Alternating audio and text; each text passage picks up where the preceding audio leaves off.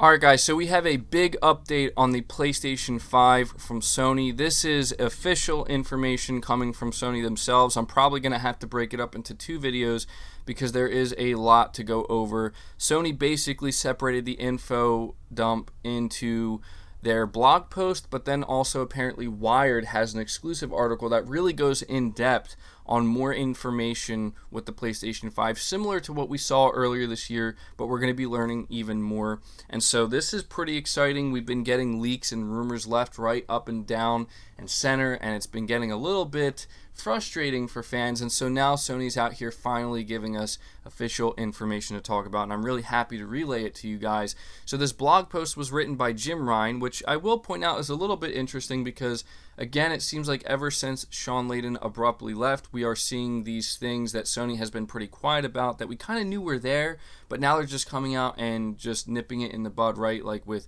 PlayStation Now and apparently now with the PlayStation 5. It says, an update on next gen, PlayStation 5 launches Holiday 2020.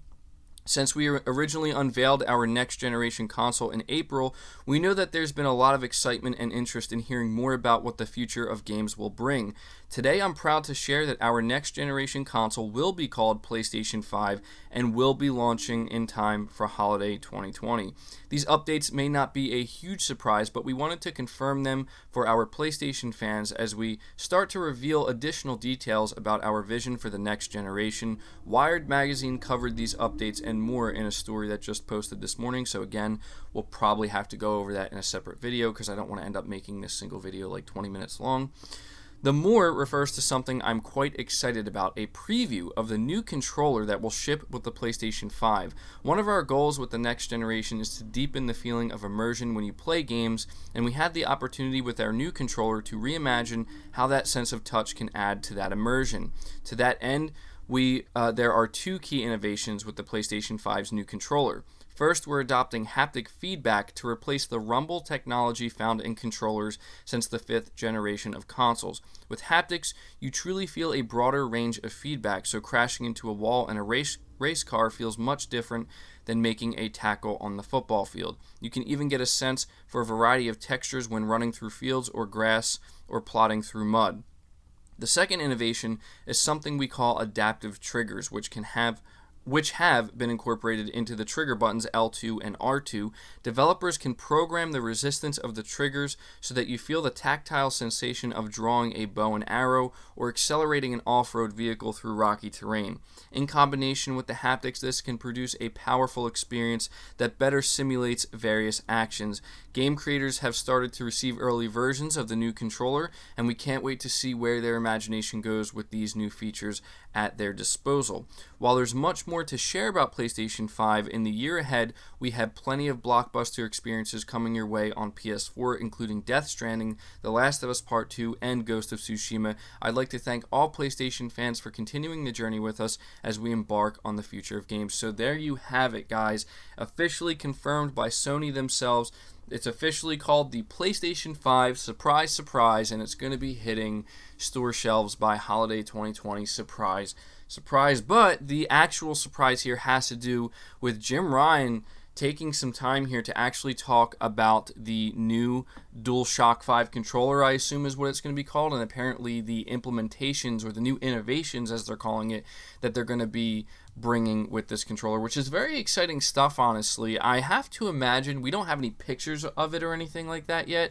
I don't think we're going to see that until sometime next year, but I'd have to imagine that it's going to look very, very similar to the Dualshock 4 controller. We know that when it comes to this type of stuff, Sony prefers to keep it as consistent as they can. They don't usually change things up because there's really no need to. Don't fix what isn't broken. Instead, just iterate and improve on what's already great. I personally really enjoy the DualShock 4, but what they're doing here with the haptic feedback in particular has me pretty interested, and that sounds like it is going to be pretty awesome.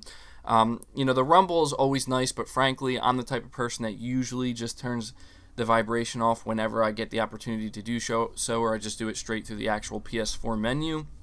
But if haptic feedback really does, what it says it's going to do here, then maybe that's something I will actually be, more more prone to actually using and utilizing when I'm playing games. What they're doing with the triggers as well, it sounds pretty cool. I feel like Microsoft tried to do something like this with the Xbox One controllers at the beginning of this generation. I really can't remember, but I could have swore I remember them bragging about how with certain games like Forza and whatnot, they had something like specific rumble within the triggers. I don't know if this is the same thing, but either way, what's very exciting about this is Sony is starting to actually talk about the PlayStation 5. And if I'm being honest, I think what we're going to be going over in the second video is going to be even more exciting because Mark Cerny is going to be part of this conversation, and he is out here giving more information on the PS5 and everything it's going to offer, more specifically with ray tracing. It sounds like Sony wants to actually really get some things straight when it comes to ray tracing, because we've seen apparently a lot of people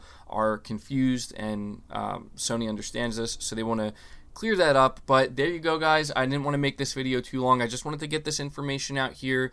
Very exciting, very random and out of nowhere, but hey, I'll take it.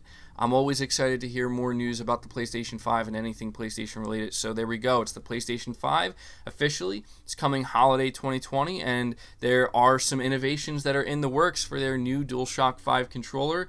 One of them being haptic feedback, which does sound pretty cool. So at this point, I'm going to ask you guys, let me know your thoughts down in the comments below.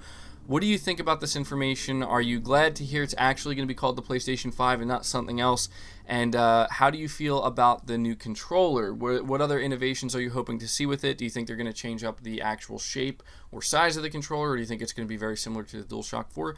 Leave all your thoughts down in the comments below. Leave the video a like if you did enjoy it or found it informative. It really helps. Lets me know you guys are enjoying the content. Subscribe to the channel if you're new.